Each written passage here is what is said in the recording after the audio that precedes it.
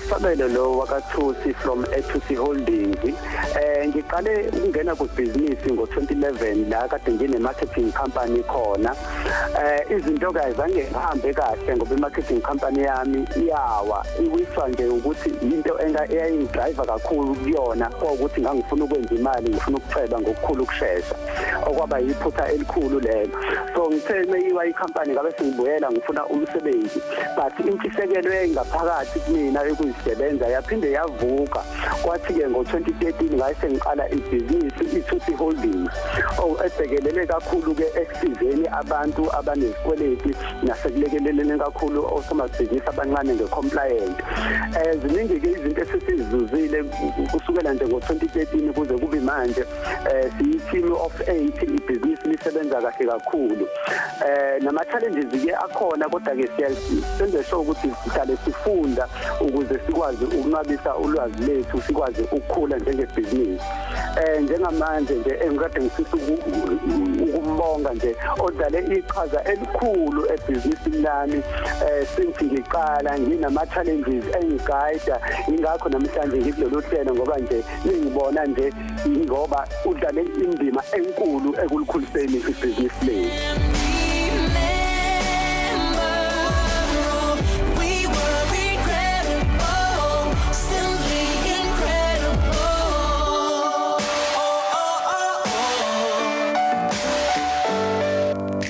Simply incredible. Siyabingelela sawubona Sabelo kunjani?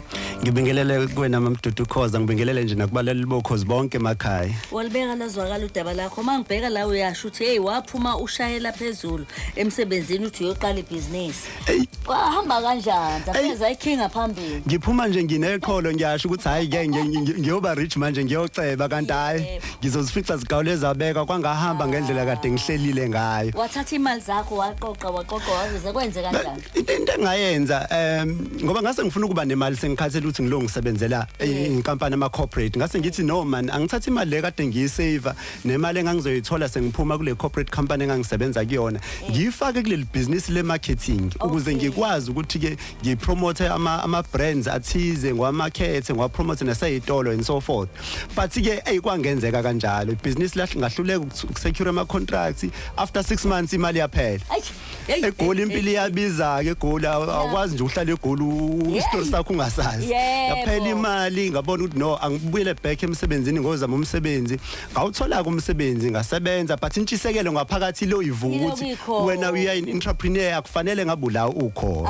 bakithi kwase kwenze njani then ke ngo-2013 ngoba bengisebenza kakhulu kuma financial institutions la uthothi khona ngidila kakhulu nama client adinga ama loans and so forth so ngase ngibona ukuthi kune gap lana abantu abaningi bahluleka ukumanage imali zabo kahle ngase ngiqala ke iThusi Holdings ngo-2013 efocus kakhulu ekusizeni abantu ukuthi ba manage imali zabo kahle baphume ko admin mebefuna ukuphuma nako debt review iThusi Holdings iza kahle kakhulu isebenza kahle nama challenges abayikhona ke ngesiqamba manga namanje asakhona futhi because entrepreneurship it's a journey ayikuthi uyahamba uqede it's taking risk it's all about taking risk and ke into engisizile kakhulu sengiqala iThusi Holdings ngoba into engipassionate ngayo hayi ukuthi into nje engiyenzela ngoba ngifuna ukuba nemali so ngalesikhathi ngihlangana nama challenges ipassion yenza ngivuke ekseni ngiqhubeke ngiye emsebenzini noma inkinga zikhona manje umpuma usumthola kanjani umpumi ngimthole through NYDA okay umpumi usedlale iqhaza elikhulu kumina nje as a leader ku-business yami nakuyi-brand ye-Thusi Holdings as a whole contributor i-guidance la ngiba khona nama-challenges khona umentorisho ngimsendela ama-message kwenzakalani ngiyenza kanjani athi hayi yenza kanjena manje ngimina ngiyeke insimbi yashisa manje ngicabanga kwabeka phansi amathuluzi athi hayi lo ungavumi likhulu kakhulu iqhaza eselidlalile ingakho nje namhlanje ngithi hayi ningibona nje nginje Pume. Yebo sanibona mama. Hayi umntakane ngiyakwazi wena noMphumelelo. Yebo mama. Ngiyakwazi. Na indaba emnandi ngizwa ngawe lana. Uthini nangeyibeka la umsabela indaba. Hey iyazwakala umuntu ezothi nje hayi kahle. Awumeyancane ufuna ukuthi mase uwa bese kuthiwa yinini ngihlome ekusini.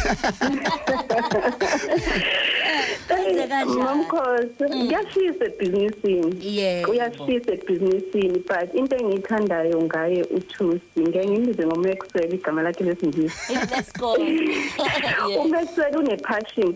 Yeah. Ethe ne-passion izinto akazitatazeli.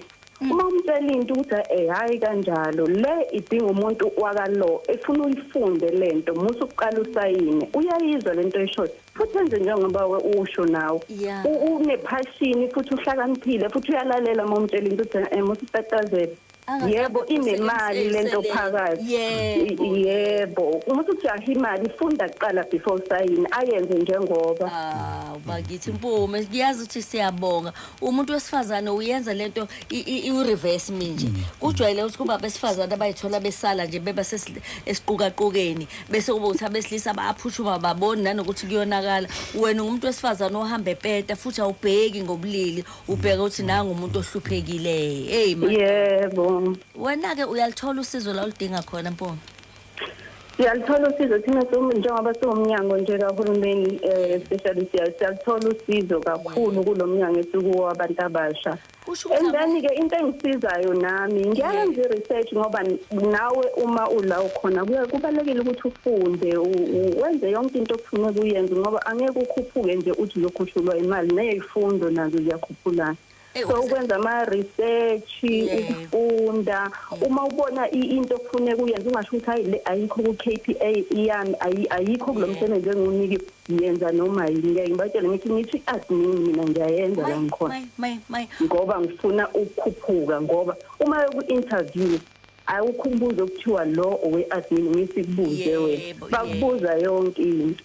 Uyazi ukuthi uzojabula usifiso umthweni besinayo ngolesihlanu sazoba naye futhi uCEO uchairperson waka NYDA ukuthi kunabantu abamanxusa amahle kanje njengawe nje uzojabula mangimtshethi hey bo NYDA hayi cha ama social waphakile ngempela siyabonga kakhulu Mpume uyezwa. Ngiyabonga mamkhosi. Danki sithandwa sami. Hayi Sabelo uthini kuMpume manje? Sisibume nje ngifuna ukudlulisa amazwi okubonga kuyiqhaza usulidlalile ekukhuliseni inkampani iThusi Holdings nakumina nje njade ngisho as umholi wecompany because ziningi ingqinamba esihlangabezana nazo and kuyayithiwe ka business it's a very lonely place so kuyayikubaleke kube nomuntu ozothi mohlangana nama challenges wazi ukuthi ubounce kuyena izinto if you've got ideas amasha uwadlulisela kuyena akwazi ukuthi akubonise ngithi nje lokho kwenzayo ukwenze nakwabanye. Bakithi bye Mpume. Ngiyabonga mama.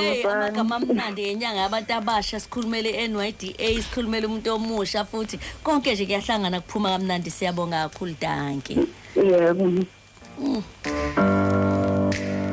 Ayivalelisa ke Sabelo. Ngiyabonga kakhulu nje ngethuba ukhozo lenginikeze lona ngifuna nje ukuthi nakubantu abasha lapha emakhaya banga give up kumaphupho abo ngoba ngicathi inkinga siyayisibhekene nayo kakhulu thina sabantu abasha sifuna ukuqala la siya khona kufanele uqale la ukhona kancane kancane uzolokhula nje ukwazi ukuthi ugcine ufinyelele la ufike Bambile njalo sifuna ukuqala la siya khona kanti fanele uqale la ukhona hey nyamandla Sabelo uzalo umabani wena? Ngizalwa uMathusi ngibiza isibongo sasekhaya. Uhamba nobani? Ngihamba noSifundo wakambanjwa esisebenza naye colleague yami. Bakithi yasifundo. Danki nihambe kahle ke. Siyabonga kakhulu nje. Siyabonga. Sifisela inhlanhla konke nikwenzayo. Siyabonga. Danki baba. Hey SABC kulethela imidlalo.